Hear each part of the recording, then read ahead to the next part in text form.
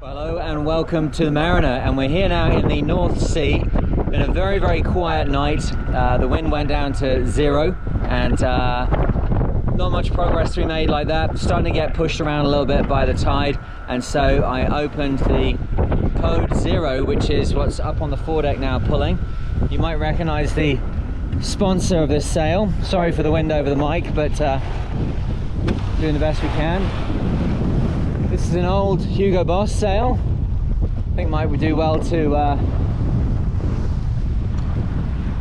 put some new paint on it, but I thought it was an opportunity to come and actually see some of the sails and see what we're doing with them. The Code 0 is a very interesting sail with a very interesting history. In the 1997 Whitbread race, Paul Kayard and the boys on EF Language, they wanted a sail that was going to give them better performance in that difficult wind range between sort of 2 and 3 knots and up to 6 or 7 knots, where the boat will start to pull with a larger normal head sail.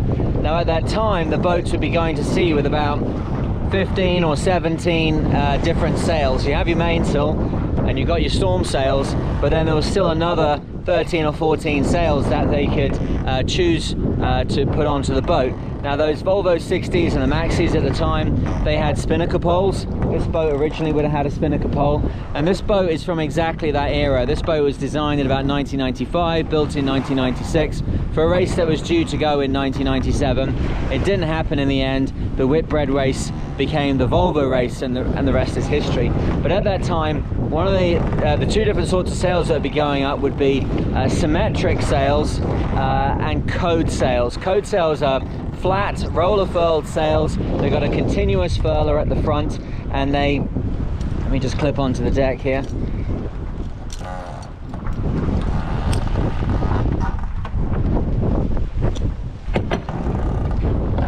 They're either open or closed, so they have a furler. Just get to the bow here. There we go, there's mine. It's got one continuous line that goes around the drum, and that sail then is either open or it's closed. It's not nothing you can furl up. You can't make it, you can't like choose to have it half open.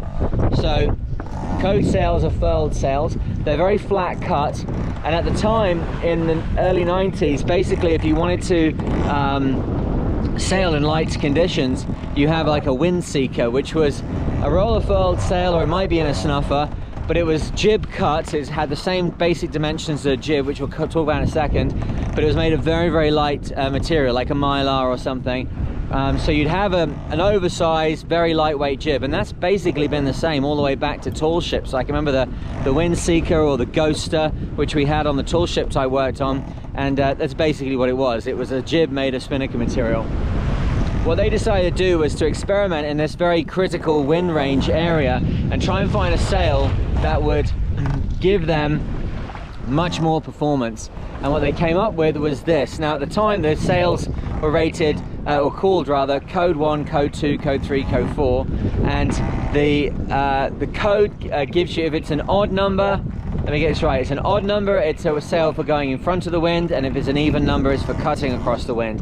And then lower numbers mean lighter winds, and higher numbers mean heavier winds. So something like Code 6 would be for going across the wind at heavier speeds, right? But they wanted to give it like a code name so that nobody else in sailing would know what they were talking about. So they called this one the Code 0. So the Code 0 went into the first race in the 1997 Whitbread race on EF Language, and I know if EF Education had one as well. And Paul Kayard and the boys there, they were kind of sailors that were offshore sailors that were looking to change things up and make it that the performance was about an inch, a degree, a second. And when they did that, they had a crushing victory in that race. Before that, it had been a bit more laissez-faire, let's say, offshore, and they brought this high degree of professionalism to it and just crushed the opposition. The Code 0 at the time, when people realized what they got, they thought that it was they were cheating, and they protested them. But in the end, you know, if you've got a better sail design, well, that's that. So other competitors struggled during that race trying to get something like this. Now, the design characteristics of this sail are, it has an anti-torsional stay at the front of it. That's a very, very tough Kevlar stay which the furler twists the bottom of it, and it's so resistant to twisting that it transmits that torque up the front of the sail. The sail's lashed at the top, it's lashed at the bottom, and that anti-torsional stay is going through a pocket on the front of the sail over there in white on this one, and it starts to roll the sail up. So the anti-torsional stay gives it like its own stay. When it goes up, you hoist it up with a halyard, pull it tight, and then it's flying from that sail.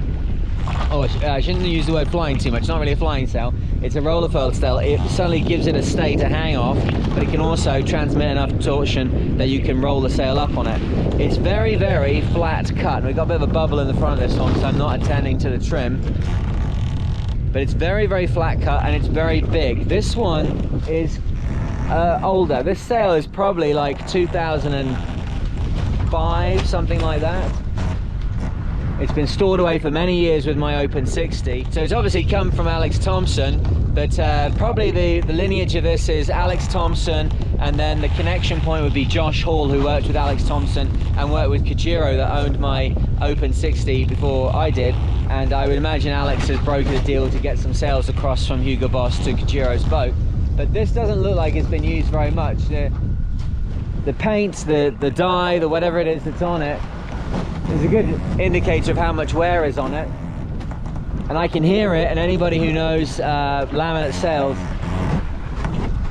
it doesn't sound too badly delaminated, even though it's over 15 years old now. So if Alex ever watches this video, I've got your sail, don't worry, I'll get the branding off it pretty quick. So how to sail with the code sail, with the code 0 is what we're kind of here for. So once it's up on deck, and I'll show you putting it away, but I figured there wasn't very much use to showing you how to put a sail up. That's not a very interesting place to start from, is it? You've got nothing. So putting it up is a reverse of taking it down. So I'm just moving back into a position where there's a bit less wind. The question with code sails is, should I get one for my boat?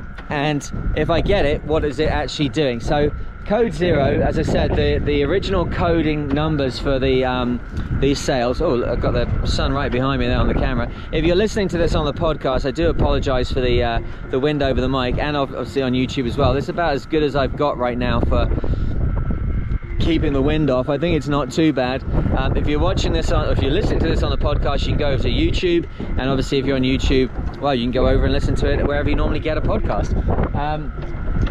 So the question with the code 0 sail is, like, where does it come into the arsenal? Now, I think the thing that's important to recognize is that the code 0 sail was the starting point of sail design getting much, much better.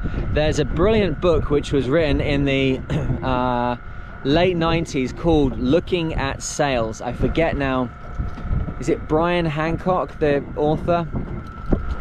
I can't remember right now, but it's one of the first books that actually correctly models what's going on a sail. And that's because it was only at that point in the late 90s where computers had got to a point where they could do really efficient calculations for aerodynamics and hydrodynamics. Aerodynamics and hydrodynamics are the same science, just with different friction numbers and different effects that occur with different friction levels.